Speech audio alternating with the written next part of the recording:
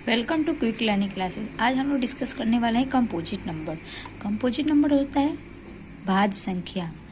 भाज्य संख्या बेसिकली होता क्या है, आज हम ये देखेंगे। जैसे वह संख्या जो एक और स्वयं के अतिरिक्त अन्य किसी संख्या से भी विभाजित हो जाए उसे भाज्य संख्या कहते हैं। 1 हमारा भाज्य संख्या है नहीं। क्यों नहीं है? क्योंकि ये 1 से सिर्फ विभाजित होगा। 2 हमारा क्या भाज्य संख्या है? नहीं। क्यों नहीं है? क्योंकि ये 1 से हो रहा है और 2 से हो रहा है, तो होना चाहिए। क्यों नहीं हो रहा है? क्योंकि यहाँ लिखा है एक और स्वयं के अतिरिक्त अन्य किसी संख्या से भी विभाजित हो जाए उसे ही हम लोग भाज्य संख्या कहते हैं। इसलिए 2 हमारा भाज्य संख्या नहीं होगा। 3 भी हमारा भाज्य संख्या नहीं होगा। हम लोग 4 को देखेंगे। 4 1 से भी विभाजित हो जा रहा है, 2 से भी हो जा रहा है और स्वयं 4 से भी हो जा रहा है, इसलिए ये 4 हमारा संख्या होगा।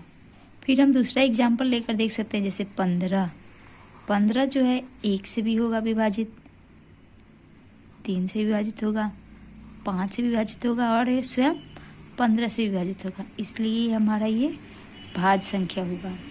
अब एक नोट देने वाली बातें हो गई। प्रथम सम भाज्य संख्या 4 होगा। ठीक, सम संख्याओं में देखिए 2 को छोड़कर सभी सम संख्याएं भाज्य संख्या होगा और विषम में प्रथम विषम भाज्य संख्या 9 होगा। कभी कभी हमारे एग्जाम में पूछ देगा कि प्रथम विषम भाज्य संख्या कौन सा होगा, तो ये 9 हमारा जो होगा विषम प्रथम भाज्य संख्या होगा। और कब पूछ देगा सम संख्याओं में प्रथम भाज्य संख्या कौन सा होता है, तो 4 हमारा जो होगा भाज्य संख्या होगा। और सम संख्याओं में 2 को छोड़कर बाकी जितने सारे सम संख्याएं आएंगे वो सभी हमारे भाज्य संख्या होंगे। चलिए अब हम जैसे हम लोग एक क्वेश्चन देखते हैं। 20 स्वयं और 1 दोनों के अतिरिक्त कुल कितनी संख्याएं विभाजित होगी। जैसे 20 को हम देखते हैं, 20 को हो गया 20 हमारा।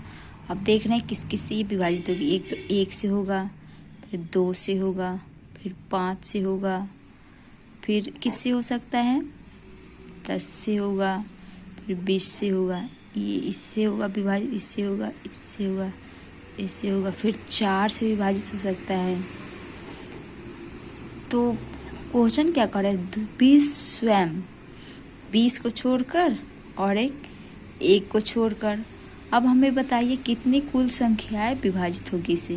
तो ये एक तो 2 हो गया, एक 5 हो गया और एक 10 हो गया और एक 4 हो गया। तो कुल संख्याएं होगी हमारी, कुल टोटल नंबर हो गया हमारा 4, ये आंसर।